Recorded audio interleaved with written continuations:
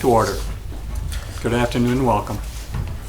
The Transportation Committee reviews items of interest regarding all modes of transportation in the city of Oshkosh, including motor, transit, bike, and pedestrian. We are an advisory committee, and our favorable recommendations today will go before the Oshkosh Common Council as needed. The council can accept or reject any recommendation from this committee. If you don't agree with our decision, you can discuss the item with any council member. If the committee does not recommend an item, a common council member may sponsor a new ordinance regarding this item. All ordinance items require 2 readings before the common council. The first reading will take place on Tuesday, August 26th at 6 p.m. and you will be allowed to comment on the item at that time, although the council will take no action. On Tuesday, September 9th at 6 p.m., the item will be on a second reading, at which time the council will take action and you will be again allowed to speak. For this afternoon's meeting, I will read each agenda item, at which time, if you'd like to speak, please step to the podium and give your name and address. I do ask you keep your comments pertinent to the agenda item. The item will then come back to the committee for discussion and action as necessary. The committee has adopted a public participation policy which provides 15 minutes for public comment. Citizens must provide their name and address and speak on matters related to transportation issues within their authority. Comment should be addressed to the committee members and not to staff. Items on the agenda should be addressed at the time the item is read, not during the open period for public comment. Statements are limited to 3 minutes, and citizens may only provide comment one time unless permission is granted. With that, can we call the roll? Armstrong? Here. Merritt? Here. Hartman? Here. Nichols? Here. Martin? Here.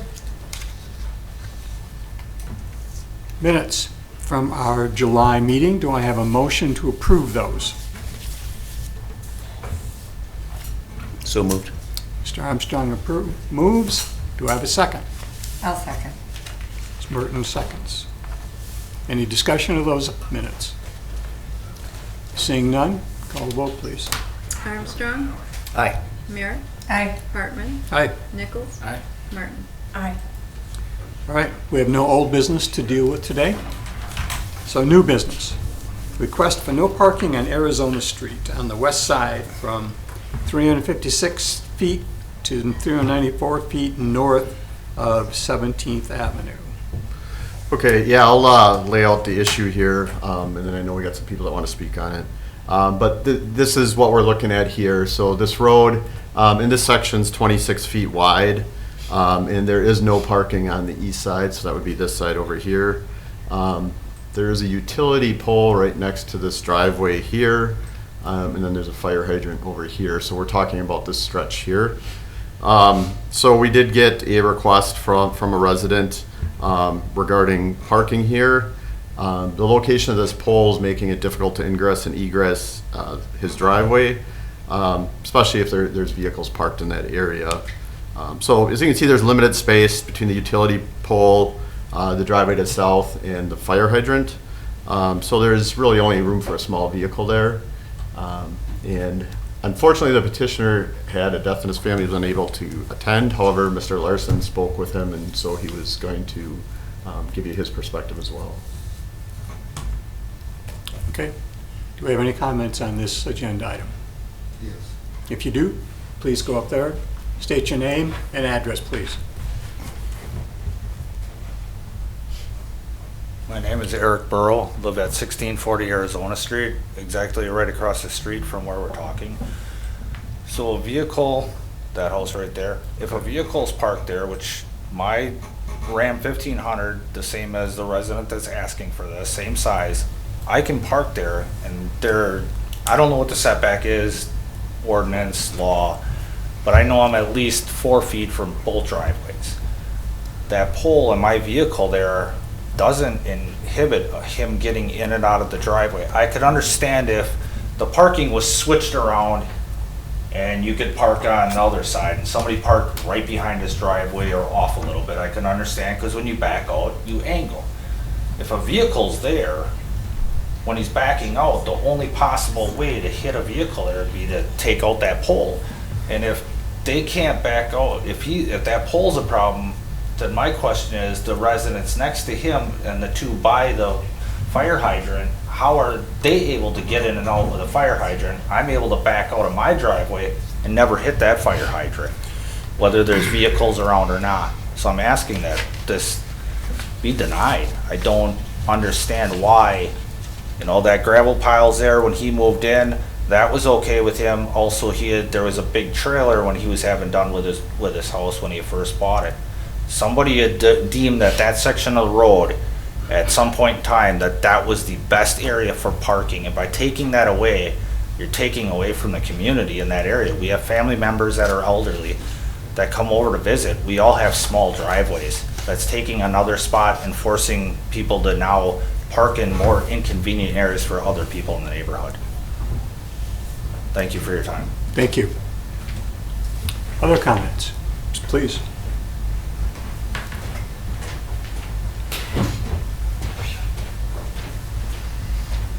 My name is Steve Rowland. I'm at 1634 Arizona Street, which is just basically across from the telephone pole in question. If looking at this here, my wife and I have been in our residence for 30 years. And to navigate, it's a narrow street to begin with. That is not a brain, it is. But if you look at our driveway, we have the same situation. That's our house right there. If you come straight out of our driveway, I got a telephone pole right behind me. Now, when I back into my driveway, I have a small driveway as well, lived there for 30 years. And the neighbor next to me also has a small driveway, which with the driveway across the street from them, they have parking, the blue house or the white house there, they park cars right behind there. So it sucks either way. I'm not gonna deny that, but the fact of the matter is we all have adjusted to it, and I don't understand I'm not here to get neighbor against neighbor type thing, but I don't understand with the telephone pole there what the purpose of the no parking is. Because whether somebody's parked there by the telephone pole or not, the pole is still there. The pole's not going to move. So you back up out, if you want to go back a little bit, they're right there. If you back straight out of that driveway and you turn to the left, the pole is not an issue coming in or going out. If you back to the right, yes, you do have to back straight up to clear the pole and then turn to the right, but I guess I don't understand why. And the only reason I'm up here speaking today is because with parking on that side of the street, my folks are 86 and 87 years old as well, and I'm like, we all have taken advantage of parking on the street. That's what we have to do on that block. And if you drive down that block and look at other houses, they're similar setups. Either the pole is right on the driveway or right across the street from a driveway. So I guess you guys got to decide what you guys got to do, but I just don't understand taking that away is going to solve any issues, on top of the fact of you're setting yourself up for potential precedents. I mean, because then all of a sudden somebody's going to say, well, they did it there, why can't I have that? And now all of a sudden we're going to have the whole block no parking, which is really going to be bad because we have no parking now on that section of the street. And like I said, the folks that live there have been there for the majority of 30 plus years, and it's just something we've come accustomed to. So like I said, I'm just trying to stay non-committal, but I don't want to set you guys up for a precedence, and I just don't understand the parking issue. The pole is the issue, it's not the parking. Okay. So Thank you. Anyone else? Jim, do you want me to go to the podium? I can. Yeah, as well. please. I'm not here in any official Sure. So I'm happy to go up there. Yep. It's a long walk though. So Chris Larson, I'm not here as city council. Mr. Hood emailed all of councilors that I'm in the neighborhood, so I went over there and looked. In my opinion, I don't think the pole is the issue here as much as it is the parking. And I'll give you, Jim and I have talked a little bit about my concerns as a general citizen. But as everybody talked about, it's a really narrow road width-wise, right? So when I was there, I can understand how it's hard for Mr. Hood to get into his driveway from a geometric perspective. Jim, correct me if I'm wrong, but the stretch just to the south of Mr. Hood's, where the gravel pile is about 40 feet long, right? Yes. So, Yeah, so basically, if we Between did no parking, it would be, because you can't park 4 feet from a driveway apron, so it'd be Correct. like, from here to here, basically. Right, so that's a 40-foot area. A full-size pickup truck is about 20 feet. If that were enough space for one car, I don't think this would be an issue. Because there is obviously an ordinance where you can't park within 4 feet of an apron. I think that happens here fairly often because, as I've seen, there's oftentimes 2 cars in that 40-foot spot. So the concern for me is that if there's 2 there, it's too close to the fire hydrant for the ordinance as well. And I can see, so the pole compounds the issue, but the issue in getting the driveway, if there's a car on either side of this, on either apron, is that geometry says there aren't wheels in the very front of the car, right? So you have to turn and cut over one edge of the front of your car anyway. So it makes it hard if there's a car too close to this driveway to pull in from the south or the other side from the north, and oftentimes from both as well. Does that make sense? Not really? You guys say not really? No, because. I get what you're saying about backing up because you'd be backing Well, into either- something, but he either can't pulls- turn to go in. Be either pulling in or back. I drive a big truck for Yep. a living. In Oshkosh, Yep. stuff like that, okay, I deal with this. Yeah. I've been to places where, just like this, pole like that, a vehicle there, a vehicle here. Yep. I can get a big boom truck into a driveway. Now, if the vehicle is on the other side of the road, now we have an issue because it choked it down, you have no swing. And that's where I The think his vehicle there, concern and is. I've been there for 6 years, I've owned that residence. My buddy that I bought it from lived there for 8. Never, ever, ever have I ever seen 2 vehicles in that spot. It's a car or a truck, or maybe a car and motorcycle. When I was there were 2, so maybe it's just the day I was there. And that's, Yep, in that stretch. no, There were. what day? Well, I'd have to look at my calendar, but either way. I I drive can down, pull up camera footage that I. that's fine, I drive by there all the time, but either, I get what you're saying, and I'm not here to argue about it. Yeah, and I'm not either. Yep. But if you have something here and you pull out or back out. Yep. How could you hit a vehicle here when you're backing to the opposite side of the road? And Correct? I'm just passing on what I saw and what I heard from Mr. Hood, and I understand what he's saying. If there's cars too close to his apron, the road is not wide enough for him to make that curve and pull in because the driveway is narrow. And if there's cars impeding on both sides, it makes it hard to make that entry. The pole is a minimal part of that. That's all I got. I mean, I'm not, Well, I don't live there. It seems I was like just asked to go look. The amount of space he has, whether there's a car there or not, Yep. is way more space than if you go to Walmart or, trying to park here.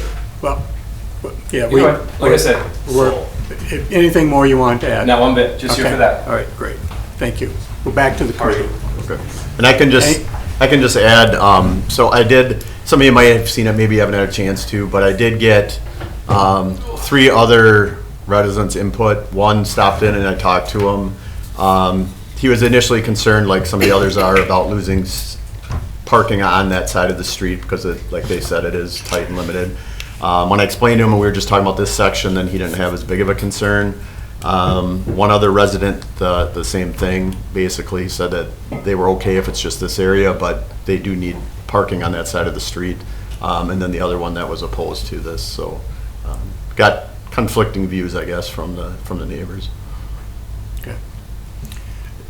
Do we have any evidence of accidents occurring because we couldn't get into that driveway? Did the petitioner indicate that he ran into the pole or ran into a car? Yes, so not particularly here, but there was a pole directly across the street here. But we did move because it was directly behind his driveway and it did get hit a couple times. But that's on the opposite side of the street. Okay.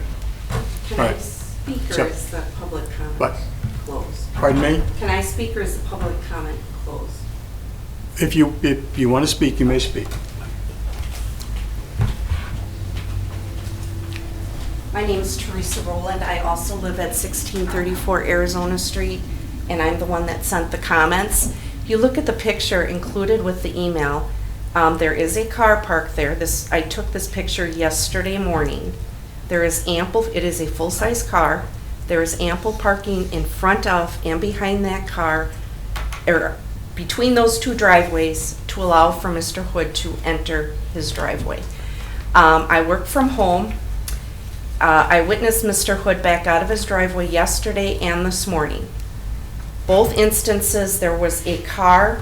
Yesterday there was a car parked there. This morning there was a construction company actually doing work in Mr. Hood's house. Yesterday when Mr. Hood backed out to go to the north, he came out, went around and pulled into the east side. Pulled around, backed out, he was fine. When he backed out this morning, he backed out straight across, and if you look at our property where that cedar fence is, had the curb not been there, he would have backed directly into our fence. The problem is Mr. Hood is not consistently backing around the pole into the street. If you back straight up, even from my residential driveway, you will back into that telephone pole.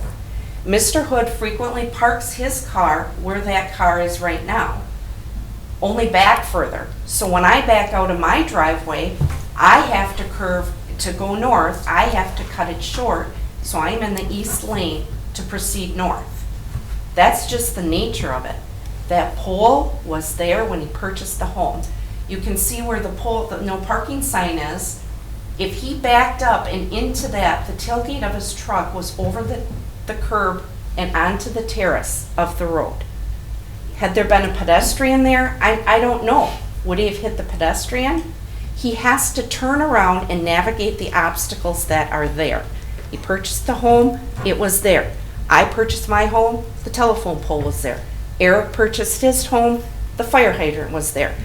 None of these things can be moved. We've already moved the no parking sign. In the 31 years I have lived there, it's been hit twice. Once by Mr. Hood and once by a snowplow driver. I have seen neighbors back boats and trailers into that Mr. Hood's driveway. We've lived there 30 years. There's probably been 6 to 8 people in that home in the time we've lived there. Mr. Hood has lived there a year and a half, and I think he's just trying to eliminate the on-street parking. It doesn't make sense. He is one that points out every single time anybody is parked on the street, how long, he knows how long they're there, how often they've been there. I don't know what to say other than the disallowing parking in that section does nothing to change the location of the pole. He has to pull around. Bottom line is, pulling into his driveway, he has to be furthest to the east to pull in. Your time is up. Okay. All right. Public comment closed. Everybody's had their chance? All right, back to the committee. So we haven't had any particular action except hitting that one sign. Correct. Then that got moved. Okay. So he's only, I don't know who the different people are in the houses, but are we talking about from that telephone pole to the driveway they're fixing? That's the only stretch of the road that we're talking about? Yes. Yep, so we're talking about this 40 feet Well, I don't basically want from parking here to in front of here. my house either. I'm sorry. Okay, if we're just talking about, Right, so we're talking about this stretch from 4 feet from basically this driveway Yeah. to 4 feet from this driveway. 'cause the And fire hydrant's safe where it is. I mean, the, nobody can park there yeah. anyway. So the petitioner is here and this is their neighbor, obviously, but. All right, we need to have a motion on this to fully discuss it and then vote. So can I have a motion? So moved. Okay, Mr. Armstrong moves. We have a second? What is our motion? To approve. To approve making To it no vote parking? on it. Yes, but then we have to vote on it. Well, we're not gonna, we can't have a negative motion. I mean, that Okay. doesn't, so the motion is what was requested by, Okay. by staff. So we need a second, however. If we don't get a second, it dies and does not go forward.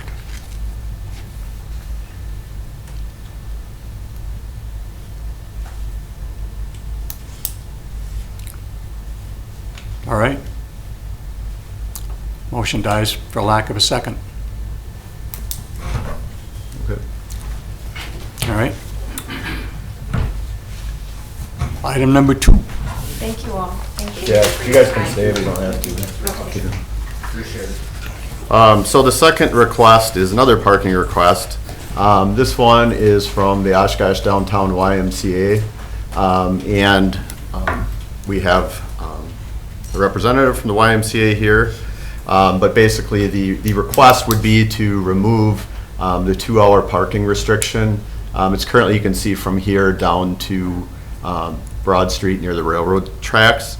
So they've outgrown their current parking lot. They are in the process of expanding their parking. I know I've seen a couple of their site plans where they own a couple parcels by their parking lot.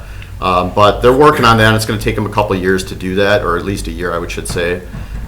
So they did work with an adjacent business, which I spoke to them about that, to procure some additional off-street parking. So they were able to do that. However, their employees are concerned about the distance. There's a lot down on the other side of the tracks down here that the Howard owns, that they have permission to park there, as well as I believe they have some permission from Winnebago County. But they're requesting that we remove the 2-hour restriction so that some of their patrons and staff could park here, mostly during the day. I did reach out to the operators of the Howard to get their feedback, and they did not have a concern. Basically, I guess the two parties I could see that may be inconvenienced would be the operators of the Howard if they needed short-term parking, as well as this resident. And I understand that they've talked to this resident as well. So I don't know if maybe Jeff wants to jump in. Sure. Time for comment. Jeff Schneider, President and CEO of the Oshkosh Y, 324 Washington Avenue. Jim pretty much explained it. The Y has grown out of its parking lot. We are working with an engineering firm to take some lots that we own on Merritt Avenue to expand parking, but we're about a year away from that being able to happen. I have parked on Washington Street since I got moved to the downtown Y 5 years ago. My office faces Washington. I've parked on that road for the last 5 years, and this year got a parking ticket.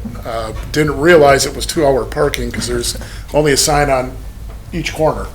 Broad Street and Court, you don't see it when you really come in. But really, for the most part, the people that park on Washington are members of the Y coming in, or a small handful of staff. What we've done to try and alleviate parking in our own lots is to get staff off, and Jim mentioned the Howard has given us some permission to park on the other side of the tracks in their alternate lot. In the evenings and stuff, female staff don't feel, when it's dark, safe walking over there. The county has given us 15 spots in their lot so we can move staff out to try and alleviate some of the parking issues. There isn't really a lot of traffic or parking on this stretch of the block other than for the YMCA.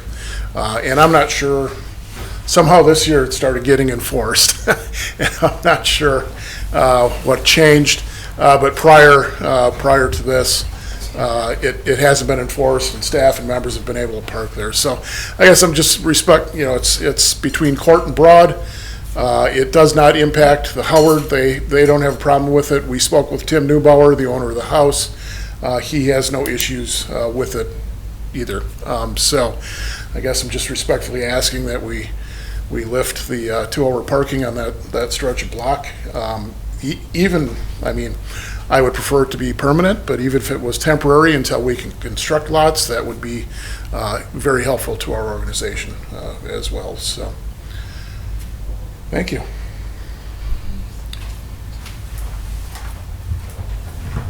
Okay, back to the committee. So, I should have asked this when you were up there. So you're saying that you could do it, you could do temporary because you're going to be adding spaces elsewhere, correct? Is that correct? Yes, we're currently working with an engineering firm. We have shown some preliminary plans to the city. We are going through the process of certified survey map and other things that we'll be bringing to the city shortly. Okay. But it'll be a year. Sure. Sure, I understand that, The only reason I asked the question is because, I mean, if ultimately that you may not need it, maybe we just cover up those two signs and just have parking on, have no restriction on parking on that side of the street. Yeah, we could do that, but I guess I'm questioning why we even need two-hour parking there, because Why was it added? Yeah. that I don't know, it's been like that for a long, long time. I'm guessing because it was whoever's operating the Howard building there probably wanted short-term parking for their guests, but now they have their parking lot and they've purchased another parking lot, so it doesn't seem like that on-street parking is in demand as it once was probably. Because there's just a small park, really, the green Yeah. space, there's a small park. And it's only during the day, so I'm assuming at some point in time, the operators of that building needed short-term parking. Okay, yeah, oh, I just wanted to mention if prior to the Howard and taking over that green space, there was a apartment building there, and there was a chiropractor office. So That's there were right. businesses there, which is probably why the two-hour parking was. thank you for reminding us that, I remember that now that you mention it. All right, back to the committee, do we have a motion on this? Also move. Okay, do we have a second on this? Second. Okay, Mr. Nichols seconds. Do you have any further discussion on this? Call the roll, please. Armstrong, Aye. Merritt, Aye. Hartman, Aye. Nichols, Aye. Martin. Aye. Carries. All right. With that, our Saturday fixed route service. Yeah, so this is a follow-up to a discussion we had in June. As some of you are probably aware, the city's got some budget issues this year, and departments were asked to look at ways to be more efficient. So this was a response to that. This was one of the areas we thought could possibly be more efficient. But as a follow-up to the discussion, the committee had asked for a survey to be done. So we did conduct a survey of Saturday service, and you have the results. These were mostly paper surveys. We really wanted to get out to survey the people that were actually using the service. And the ones that responded, the majority were using transit to get to and from work, which is a good thing.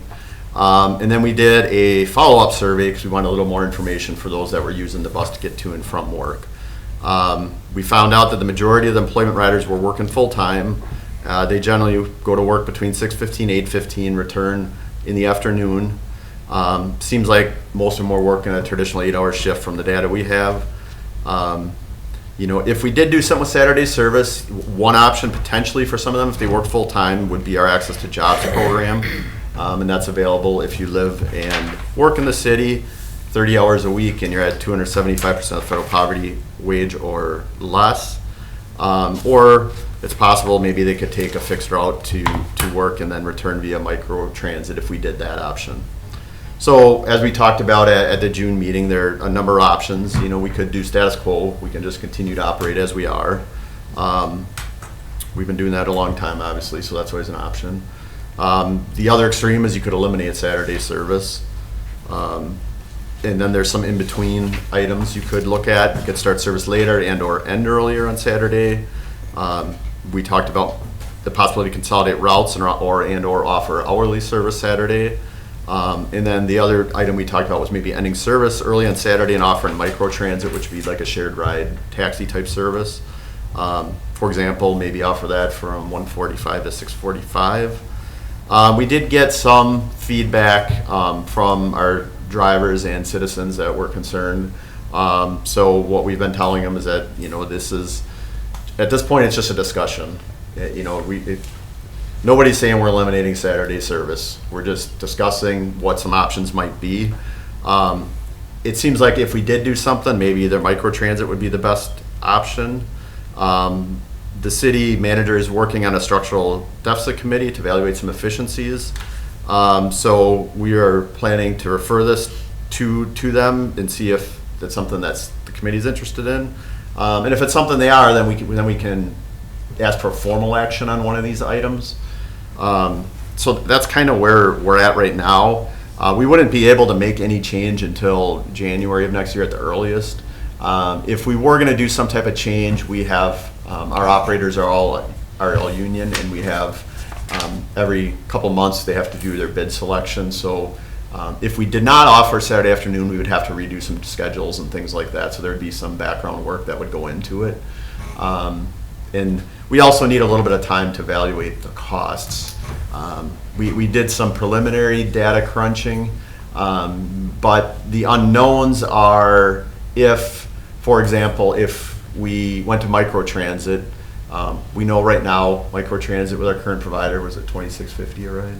Yes. So it would cost us $26.50. Access to jobs, for example, we currently charge $4. So, there's obviously a subsidy there. The biggest risk, I think, would be that if you make it too attractive, we might get people that weren't otherwise using it, and then now we're subsidizing rides that we might not be otherwise. For example, if somebody was using Uber or Lyft and they decide, well, I can say this was $5, for example. Well, I can get a ride here for $5 in the subsidized program versus an Uber or Lyft that might be 15 or whatever it might be. So that's kind of we need to kind of crunch those numbers some more, because we're never going to know that for sure. We're going to have to do some estimates on what would happen there. And it wouldn't be a dollar for dollar cost because of our federal and state funding. So we do get, currently it's about 55% funded of our operating costs. So anything, we caught wouldn't be dollar for dollar. So there's some things to think about there. I don't know, Steve, do you have anything you want to add? Not so much, but ultimately, yeah, the big question is, how many rides are we going to have? I mean, you think about it, even if it's a shared ride service, we're still paying per ride, not per vehicle. So in essence, if we go ride for ride, we could lose our shorts. I mean, they could be paying even more. So the thing is trying to figure out, how many rides we're actually going to have and whether it's worth it or not.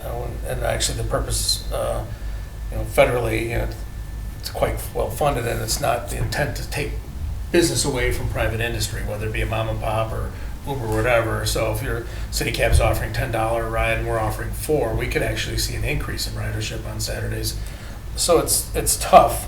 Probably superficially, looking at what we're looking at, the only way we could really save any money is if we cut off all paratransit. I mean, we still have the paratransit program, but any of the rides we would supplement with taxi service, a shared ride, we'd have to probably limit it to access to jobs. And if we limited it only to those rides being access to jobs, then we might have a chance to save some money. Can you remind us what the motivation is? I don't think it was just cost savings. I think there was a staffing issue too.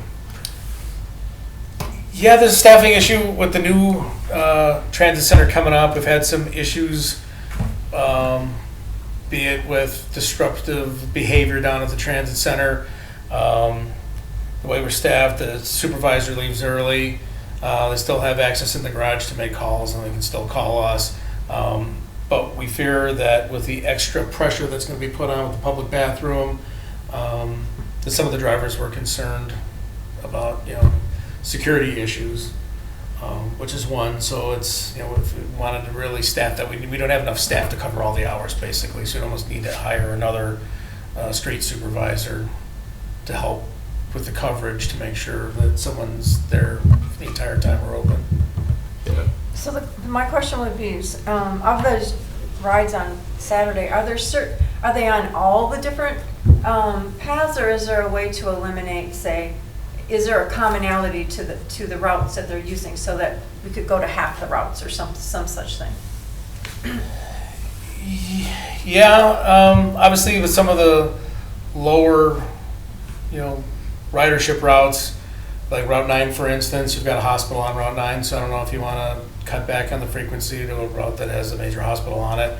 And you're expanding into, we probably could cut back to hour, instead of half-hour service, we can go to an hour service. Yeah. Obviously, if you're using that to get to work, that becomes less attractive, like Route 9 or Route 10, for instance, where you're 45 minutes up for an hour and a half every time you wanted to leave Oshkosh. It wasn't an attractive option for people who needed to get to work at a certain time. Mm-hmm. So it's definitely something we can consider. But like I said, the more you dig into this, the more more we're finding. So it's like, I'd love to have a cut and dry answer for you, but the more we dig in, the more questions that were coming up, so it becomes a little more challenging to Yeah. kind of come up with Yeah, and like we talked about, I mean, the cost savings was the motivation to look at this, but there would potentially be some ancillary benefits, but that's not the main motivation. I mean, like Steve said, there's, the supervisors kind of, that is an issue because we currently only have one driver supervisor, so he works Tuesday through Saturday. And then we kind of, on Mondays, we kind of tag team it. Our maintenance supervisor fills in, Steve and I fill in, and we kind of share duties. But on Saturday afternoon, we do currently have a gap. So when there's issues, the drivers are a little concerned about, obviously they call the police if it's something serious. But a lot of times during the week, if there's an issue, then the supervisors or managers will kind of try to handle it before we have to call the police. So that would be an ancillary thing, but that's not the major motivation. And I know we've talked a little bit about the driver quality of life as well. That would, again, it would be beneficial, but it's not the major reason. Right now, knock on wood, actually, our staffing is okay. We got a couple of people on with some medical issues, but it's, fortunately right now, we're actually okay. But the motivation is cost savings, but we don't know how much that would save to cut it. That's really what we need to crunch some more numbers on, because like Steve said, we're gonna have to get some type of estimate on how many of the rides in the afternoon that we're currently providing on fixed route would convert to microtransit if we did that. And we're still trying to figure out a good way to do that. And then also, are we gonna pick up additional riders that aren't currently riding? So Valley Transit has done this, in the last year. They've said that initially, a lot of the riders have switched behavior, so now they're riding, either Saturday earlier in the day or a different day of the week, and or rescheduling their things appropriately. But they have had an increase in their microtransit rides. Yeah, I think I'd want to understand what the savings actually is, Sure. because if that's the motivator. The other side I'm worried about is not just people able to get to work and make money for themselves, but it also impacts the businesses who now don't have workers that are able to get Sure. to work. Yeah. So it's bigger than just the cost savings, and so that number is going to be important. Right.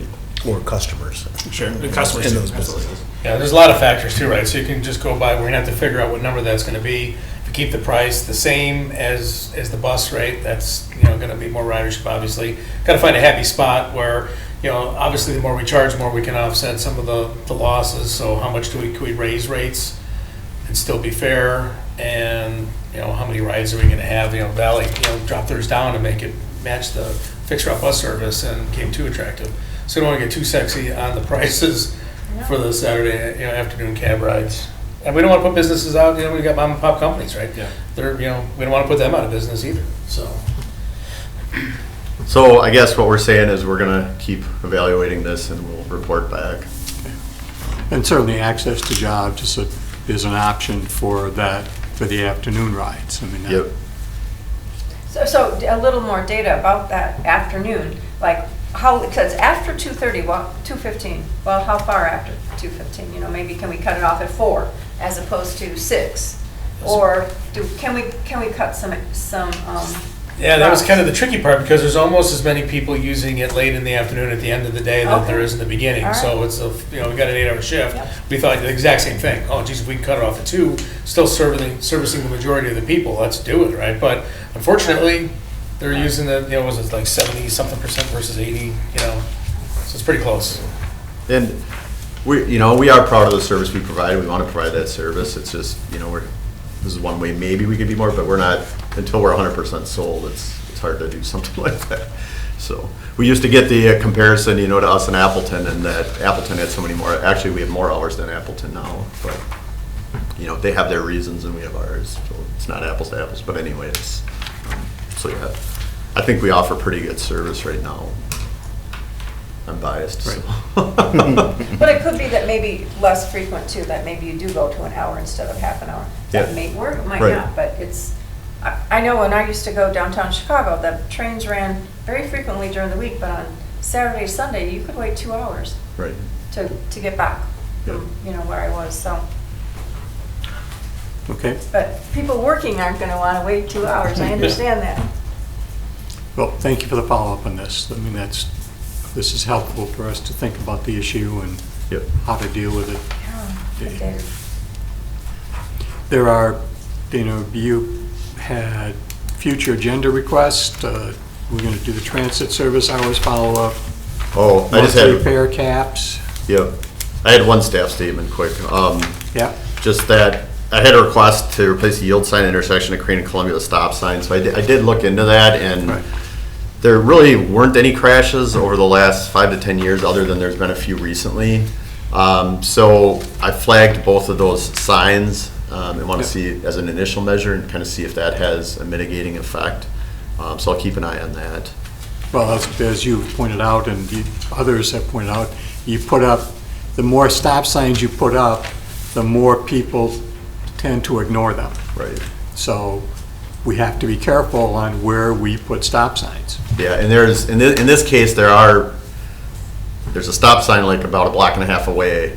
So then what happens a lot of times is then if there's an unwarranted stop sign, studies have shown that people will tend to disobey them more frequently and cause other issues. Or, they won't stop, or they also have rear ends that increase. So anyway, we'll keep an eye on that. Yes, for the October 14th meeting, we talked about that last time. We're planning on Monday, October 13th, as there's a budget workshop on the 14th. So we still got a couple months for that. But anyway, that's the initial plan. Monthly fare caps.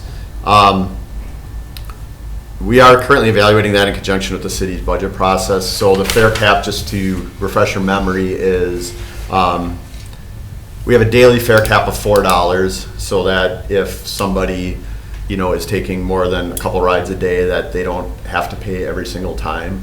And then we also have a monthly fare cap.